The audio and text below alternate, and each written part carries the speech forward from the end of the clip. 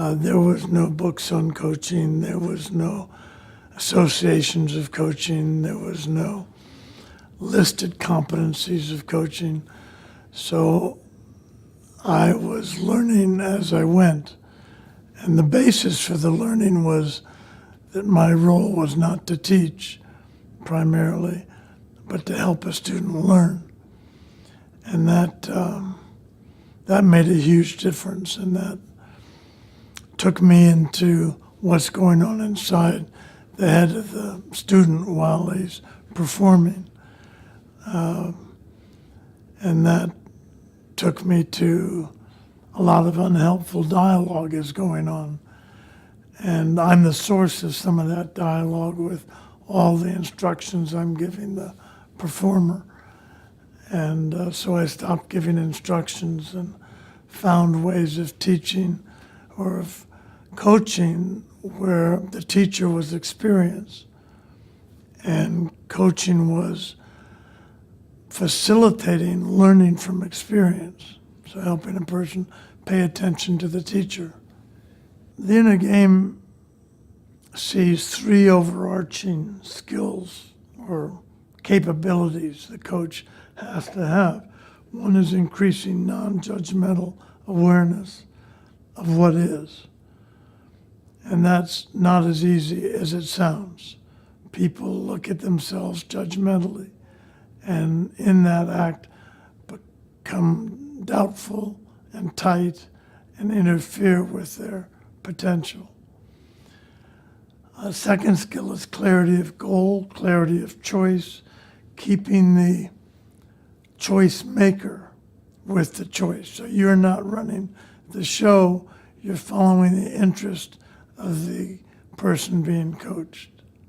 So that's the second set of skills or sub-skills under that. And the third is inspiring self-trust.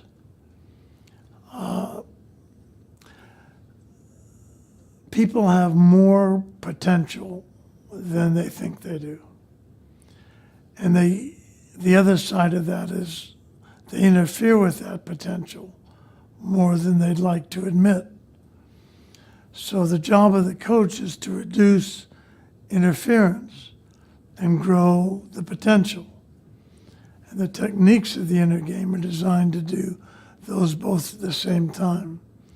It's a matter of putting the interfering, what I call self-one dialogue, somewhere where it won't get you in trouble, and then letting the natural potential of self-two, or you, express itself. Inner game cannot not be played. Everyone has inner interferences and have the game going on in their own hearts and minds that is distinguished from the outer game, which has external opponents, external goals, an external arena, external rules. And in our culture, we're 99% focused, if not more, focused on the outer game. The kind of inner game formula is that P, performance, equals your potential at that time to perform, minus I, minus interference, minus you getting in the way of that potential. So mathematically, the two ways to improve performance is grow P, grow potential, which I believe happens mostly in interaction with experience rather than being taught. And the second one is reduce the fear and the doubt and the assumptions and the beliefs that get in the way of us performing at the ability we can. Coaching is part of the inner game. The primary part of it is learning. So it's for individuals who want to learn, improve their performance, learn, and enjoy in work and play. So it's a facilitation of those three things. Maybe you could say you can self-coach as well as be coached by another. inner game, I think, has something to offer coaching, especially in its origins.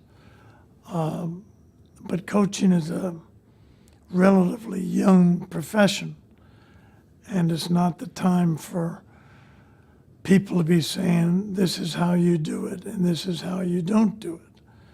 It's at best a time for people to say, this is my approach to coaching, or my approach to coaching is this or that.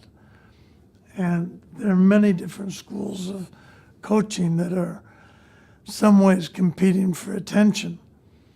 And that's a natural part of any growing profession.